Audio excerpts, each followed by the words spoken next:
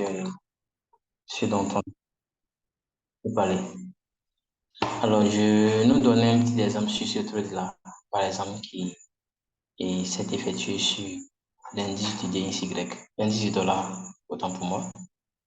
Je vais vous expliquer réellement sur ce truc, comment est-ce que j'aurais managé ma position.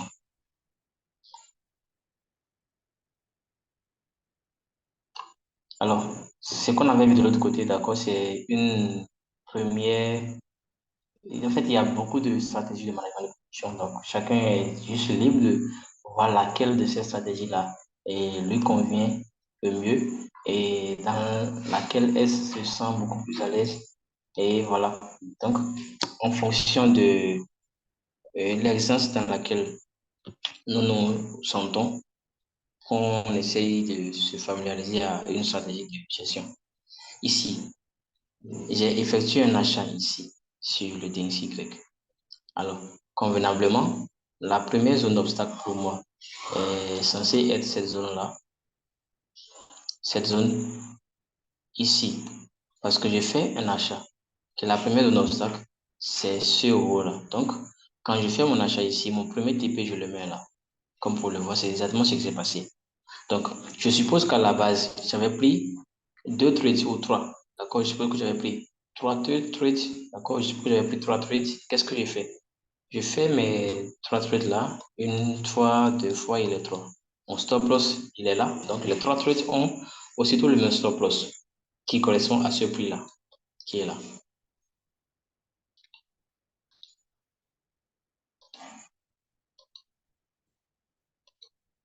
OK? Donc, il correspond à ce prix-là qui est ici. Regardez là, le 102, 44. Donc, le 102, 44 correspond à mon prix de stop loss. Alors, cela étant, j'ai pris mon trade. Le marché évolue convenablement et dans mon sens. Donc, mon TP1 est touché. Je prends mon trade, d'accord? Je mets, moi, je vous donne ma stratégie, hein. Je prends mon trade, je prends un premier TP. Sur l'ensemble des transactions, là, moi, je n'utilise pas la stratégie des 20, 50, 100. Pour être direct, je n'utilise pas cette stratégie. Donc, je prends les 2 trades. Je peux prendre les 3 trades ou 2 trades, ça va dépendre. Parfois, je peux prendre une seule trade. Il y a beaucoup de stratégies. On va continuer à voir tout. Je vais embrasser tout en une seule fois. Donc, j'ai pris les 3 trades ici. Je prends l'un des trades, je prends le premier. D'accord? Je lui mets ce TP là qui est là. Lorsque ce TP est touché, aussi, OK. Lorsque ce TP est touché, je mets mon stop loss que j'avais mis ici. Je le ramène au prix d'entrée pour les 2 trades restants. D'accord? Je le ramène au prix d'entrée pour les 2 trades restants.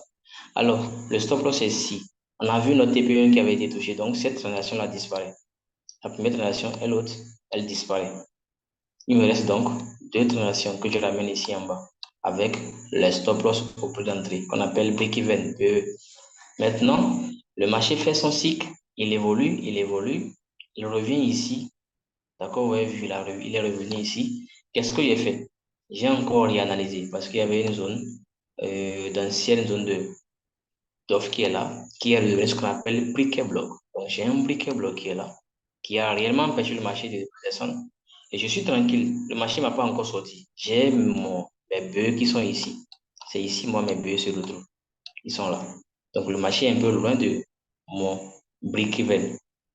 Alors, aussitôt qu'il vient toucher le, le truc là, comment on l'appelle, le breaker block, il fait une poussée haute. Vous voyez, il fait une haute poussée. Aussitôt qu'il a fait cette haute poussée, vous allez voir qu'il a touché une zone ici, c'est une zone de résistance. Donc, dès qu'il touche cette zone de résistance, je clôture manuellement le deuxième trade. J'ai clôturé manuellement le deuxième trade. Donc, il me reste maintenant un seul trade. On est d'accord? Il me reste maintenant un seul trade. Alors, qu'est-ce qui se passe? Moi, mes gestions de position s'effectuent sur cassure de structure. Je fais ma gestion sur cassure de structure. Donc, qu'est-ce qui se passe? Dès que j'ai clôturé la deuxième position, quand le marché a cassé cette dernière structure-là qu'il a laissée, j'ai clôturé ma position et j'ai ramené mon stop loss pour la troisième position restante en dessous de la dernière structure. Et quelle est la dernière structure haussière qui a induit cette hausse-là. C'est ici. On n'a pas encore vu cette notion, d'accord? Ne vous en faites pas. Ça, c'est moi, ça. Ce bas-là, je me ramène mon stop loss en bas ici. Donc, pour moi, c'est que lorsque le marché viendra qu'il touche ici, c'est qu'il m'aurait sorti. Ou carrément, lorsque, visiblement, moi-même, je me rends compte que le marché va le faire, je peux clôturer manuellement afin d'éviter de me faire sortir par le marché sur mon. Parce que vous devez savoir une chose. Mettre les TPI stop loss ne veut pas dire que forcément, vous devez respecter ou attendre coûte que le marché vienne toucher avant que votre transaction ne soit clôturée. Vous pouvez les clôturer à tout moment et manuellement lorsque un signe de retournement se fait ressentir. Vous voyez? Donc, il y avait déjà eu un aramie baissier qui était fait sentir ici. Le marché a cassé ici ce qu'on appelle une structure, un choc. Donc, aussitôt, je clôture ma position. Et j'efface tout ceci. Je clôture ma position. Donc, ça veut dire que là, mes trois trades ont été déjà clôturés. J'ai pris un premier TP ici. J'ai sécurisé les deux restants. Le marché est revenu ici. Il est reparti là. Il a fait son mouvement, son cycle. Vous voyez, il a fait son cycle là. Et il a touché, il est venu toucher zone.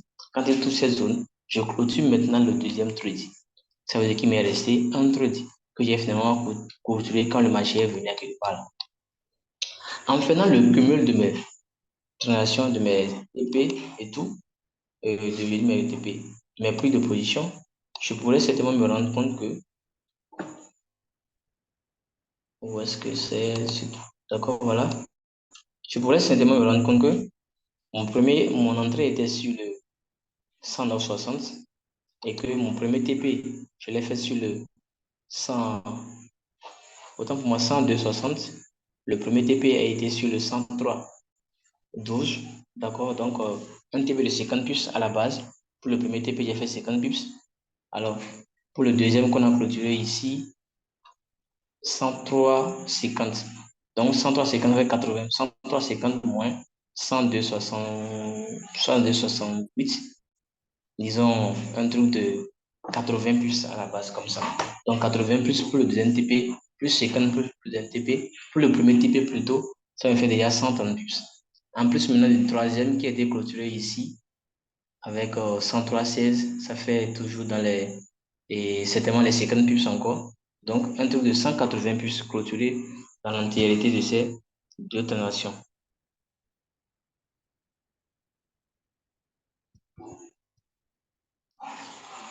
Excusez-moi.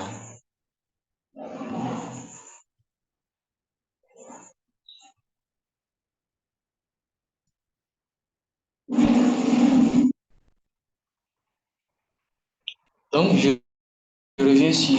J'aurais fait un TP cumul de 180 puces. Alors, ce n'est pas encore fini. Ce n'est pas encore fini. Pourquoi? Parce que pour moi, ce marché est toujours valable à la hausse. Ce marché est toujours valable à la hausse, tant que j'ai des confirmations aussi. Alors, on va remarquer qu'ici, on a encore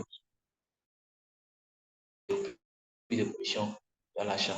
Ceci, lui, là, il a fait son cycle qui s'est arrêté ici. Je vais me ici, voilà. Celui-ci, c'est sur ça qui est en train de continuer actuellement. Donc, en faisant comme ça, c'est lui qui est en train de continuer. Donc, il y a un nouvel achat qui s'est effectué ici. J'ai effectué un nouvel achat.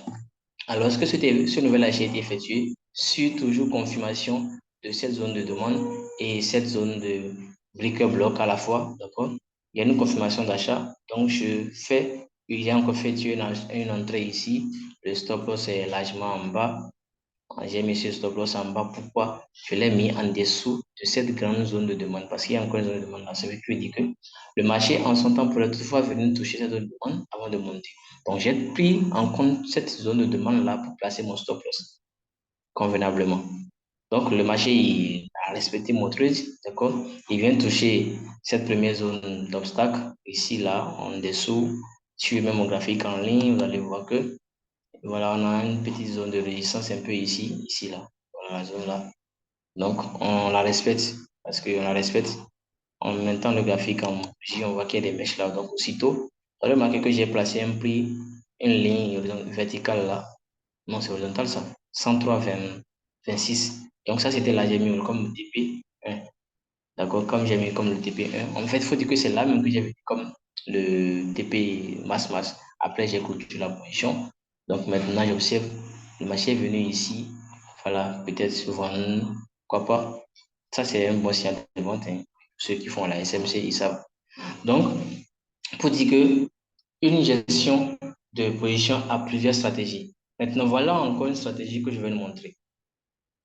Lorsque je vais faire mon entrée ici, je n'avais pas forcément besoin de faire une entrée, d'accord, en utilisant 3 trades différents.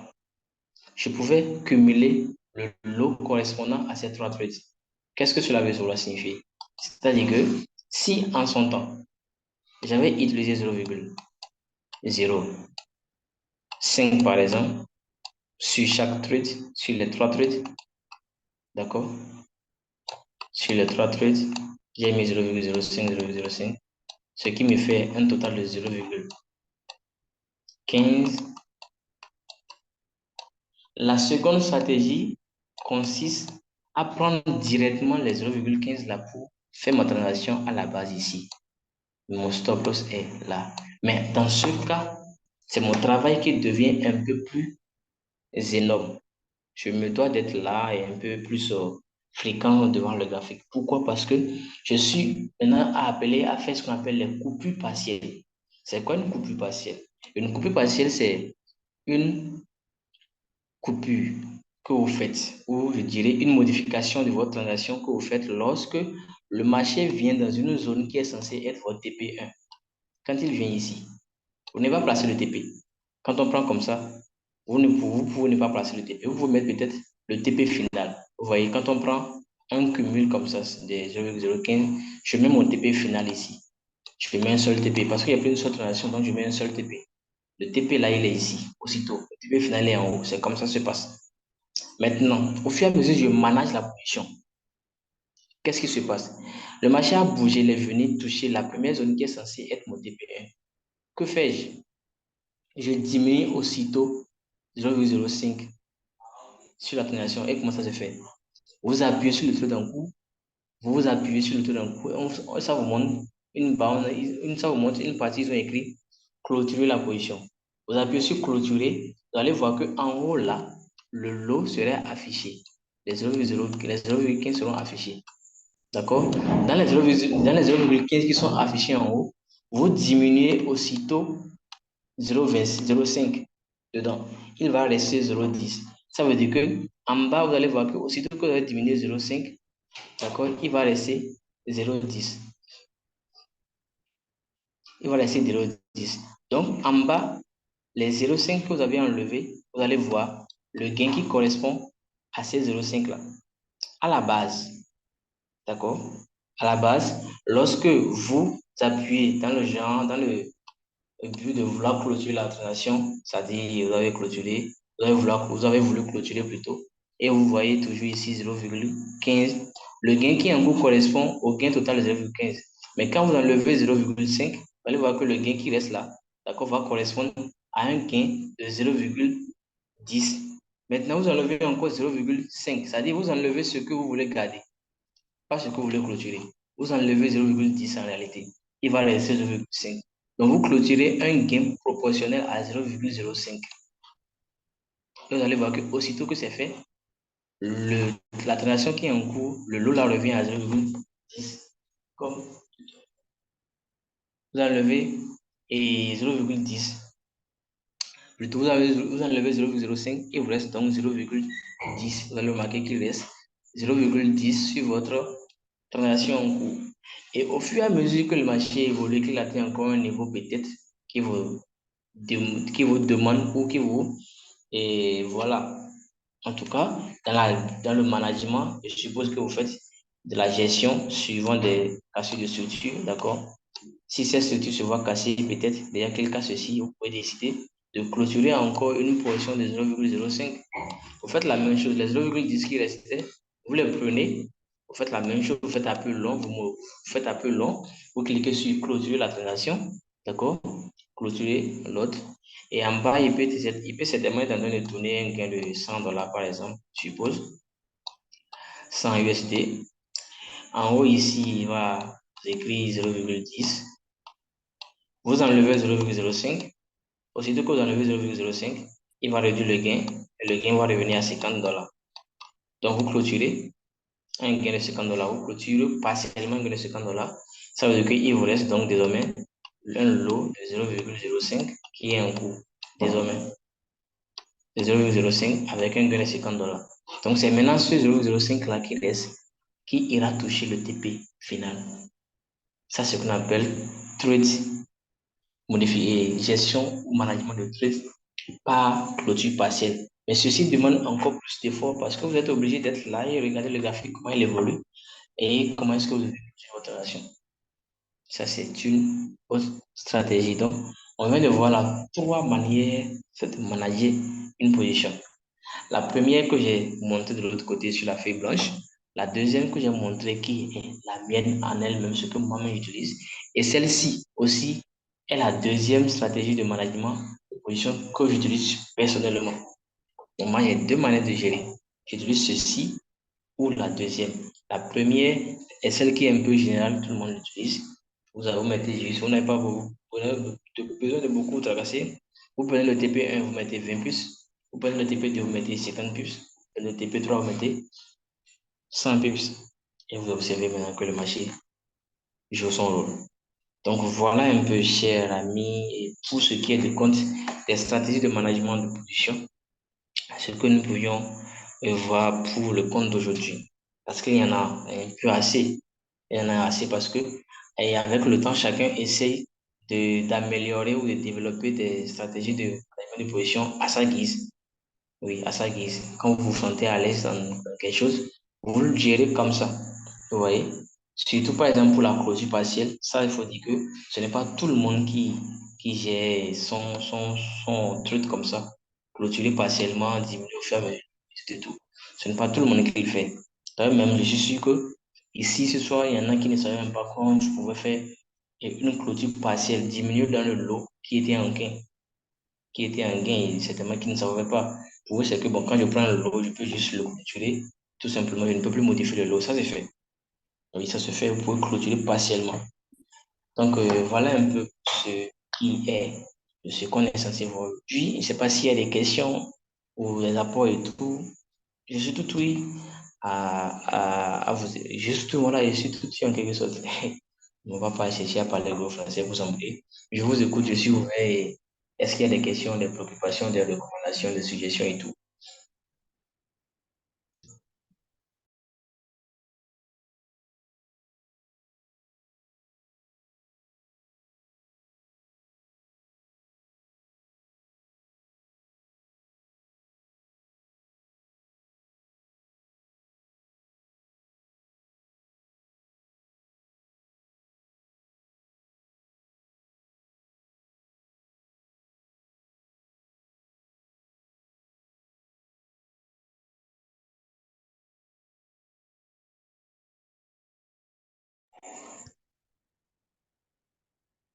Ok. Et monsieur, avec ça va, avec monsieur Kamala. Monsieur Baudouin, je suppose que pareillement, monsieur. Ok. Monsieur Baudouin, ça peut aller?